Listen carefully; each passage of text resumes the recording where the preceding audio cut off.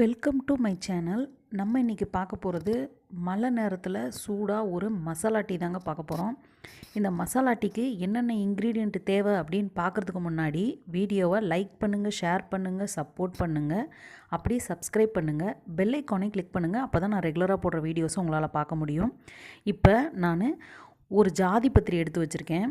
ஜாதி பத்திரினா அது ரொம்ப ஃப்ளேவராக இருக்குங்கிறனால கொஞ்சமாக வச்சுருக்கேன். அப்புறம் பட்டை, மிளகும் சோம்பும் நான் நிறையா போடலைங்க, சும்மா அரை ஸ்பூன் போட்டிருக்கேன். அப்புறம் ஏலக்காய், கிராம்பு. ஏலக்காய் எவ்வளோ போட்டிருக்கோமோ அதில் பாதி கிராம்பு எடுத்து வச்சுருக்கேன். அப்புறம் சுக்கு உங்களுக்கு எவ்வளோ தேவையோ அந்தளவுக்கு போட்டுக்கோங்க. இது கருப்பு ஏலக்காய், ஒரு கருப்பு ஏலக்காய், கொஞ்சம் புதினா எடுத்து வச்சுருக்கேன். துளசி விதை எடுத்து வச்சுருக்கேங்க. இந்த துளசி விதை உங்களுக்கு துளசி இலையே காஞ்சது கிடச்சிச்சின்னா நீங்கள் அதையே எடுத்துக்கலாம். இப்போ இதுதாங்க மெயின். தனியா, இது வரமல்லின்னு சொல்லுவாங்க. இது தலையில் நீர் கோர்த்து இருந்துச்சுன்னா இந்த டீயில் இதை போட்டு குடிக்கிறப்ப செம்மையாக தலைவலி நல்லா கேட்குங்க. நீர் கோர்த்துருக்கிறவங்களுக்கு இது வாரம் வரமல்லியும் இஞ்சியும் பச்சையாக மிக்சியில் அரைச்சி அதை வடிகட்டி தேன்லேயோ இல்லை கருப்பட்டியை காய்ச்சியோ அதில் ஊற்றி குடிச்சிங்கன்னா செம்மையாக தலைவலி கேட்குங்க. நல்ல நீர் நல்லா பிரிஞ்சு வரும். உடம்புல நீர், தலையில் நீர் கோர்த்துட்ருக்கவங்களுக்கு வரமல்லி ஒரு சூப்பர் ரெமிடிங்க. அது செம்மையாக ஒர்க் அவுட் ஆகும். நீங்கள் டீயில் இதை கலந்துக்கலாம். காஃபிலையும் சரி, டீலையும் சரி, இதை கலந்து அரைச்சி வச்சுக்கிட்டிங்கன்னா நீங்கள் அப்பப்போ நீங்கள் குடிக்கிறப்ப வாரம் இது அன்னன்னைக்கு சேர்கிற நீர், தலையில் கோர்த்துருக்க நீரெல்லாம் அப்பப்போ அப்படியே உங்களுக்கு கம்மியாக ஆரம்பிச்சிடும். இது ரெகுலராக வரமல்லியை உங்கள் சாப்பாட்டோடு எடுத்துக்கோங்க, ரொம்ப நல்லது. இப்போ ஒரு கடாயில் ஃபஸ்ட்டு வரமல்லியை நல்லா வறுத்து எடுத்துக்கலாம். நான் இந்த சின்ன கப்பில் அரை கப் அளவுக்கு தான் எடுத்திருக்கேன்.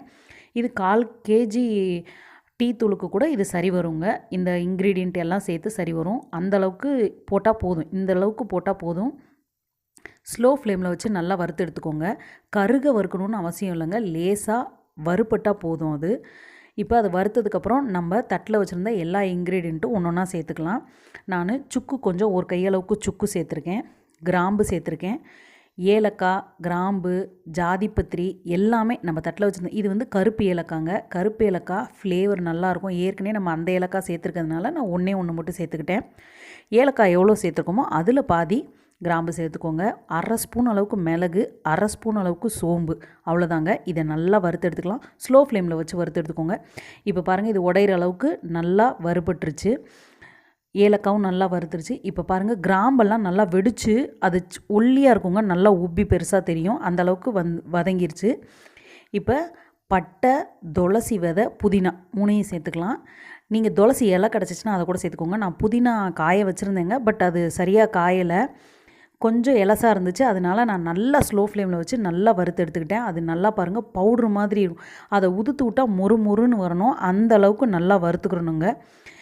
இப்போ பட்டையும் அதே மாதிரி கொஞ்சம் கெட்டியாக இருக்கிறதுனால இது 3 தனியாக செப்பரேட்டாக போட்டு நான் வறுத்தேன். இது கொஞ்சம் லேட் ஆகும் வறுபடுறதுக்கு. அதனால் இப்போ பாருங்கள் நல்லா வறுபட்டுருச்சு. அந்த புதினா எல்லாமே நல்லா கருப்பாயிருச்சு பாருங்கள். இந்த அளவுக்கு வந்ததுக்கப்புறம் போதும். இப்போ புதினா இது எல்லாத்தையும் வச்சுக்கலாம். இப்போ பாருங்கள், நான் பட்டையை உடச்சி காட்டுறேன் பாருங்கள். தொட்டவுடனே அப்படி உடஞ்சி போச்சு. புதினாவும் அதே மாதிரி இப்படி உதுத்தவுடனே பவுட்ரு மாதிரி உதிர்ந்து வருது பாருங்கள். இந்த அளவுக்கு வறுபட்டால் போதும். இப்போ எல்லாத்தையும் ஒரு மிக்ஸி ஜாரில் சேர்த்துக்கிட்டு எல்லாத்தையும் ஒட்டுக்கா ஒன்று ஃபைன் பவுடராகவும் அரைச்சிக்கலாம், இல்லை நீங்கள் கொஞ்சம் கொரன்னு அரைச்சிக்கலாம். நான் சுக்கு அப்படியே போட்டால் மிக்சியில் உடஞ்சி போயிருங்கிறதுக்காக லைட்டாக அந்த இடிக்கிற கல்லில் வச்சு லேசாக கொஞ்சம் கொஞ்சமாக இடித்து எடுத்துக்கிட்டேன். நல்லா இடித்து எடுத்துகிட்டு நீங்கள் அதை மிக்ஸி ஜாரில் எல்லாத்தையும் ஒட்டுக்காக சேர்த்துக்கலாங்க. சேர்த்துட்டு நல்லா ஃபைன் பவுடராக உங்களுக்கு எவ்வளோ தூரம் அரைக்க முடியுதோ அவ்வளோ அரைச்சி எடுத்துக்கோங்க. இப்போ பாருங்கள், நான் நல்லா கொஞ்சம் கொரன்னு அரைச்சி எடுத்துக்கிட்டேன். வாங்க இப்போ டீ எப்படி போடலாம் அப்படின்னு பார்த்துடலாம். ஒரு சட்டியில் 3/4 டம்ளர் அளவுக்கு தண்ணி ஊற்றிருக்கேன். 1.5 ஸ்பூன் அளவுக்கு டீ தூள் சேர்த்துக்கிறேன். நான் 1.5 ஸ்பூன் அளவுக்கு டீ தூள் சேர்த்துட்டு நம்ம எல்லாம் சேர்த்து அரைச்சி வச்ச பொடியில் ஒரு அரை ஸ்பூன் அளவுக்கு போட்டால் போதுங்க. மசால் வாடை நல்லாயிருக்கும். இப்போ அரை ஸ்பூன் அளவுக்கு அந்த பொடி சேர்த்துக்கிட்டாச்சு. நல்லா கொதிச்சிருச்சு. அது நல்லா கொதிச்சதுக்கப்புறம் ஒரு 3/4 டம்ளர் அளவுக்கு நான் பால் சேர்த்துருக்கேன். உங்களுக்கு டீ டிகாஷன் இன்னும் நல்லா திக்காக குடிப்பீங்க அப்படின்னா இன்னும் ஒரு அரை ஸ்பூன் டீ தூள் சேர்த்துக்கோங்க. நான் இந்த அளவுக்கு சேர்த்துக்கிட்டேன். நல்லா இப்போ பாருங்கள் நல்லா கொதிச்சு வந்துருச்சு. இப்போ ஒரு ஸ்பூன் அளவுக்கு நாட்டு சக்கரை சேர்த்துக்கிறேன். நான் நாட்டு சக்கரை சேர்த்துட்டு இந்த டீயை அதில் சேர்த்துடலாம். சேர்த்து நல்லா ஆற்றிக்கோங்க. ஆற்றிக்கிட்டு அப்புறம் குடிங்க.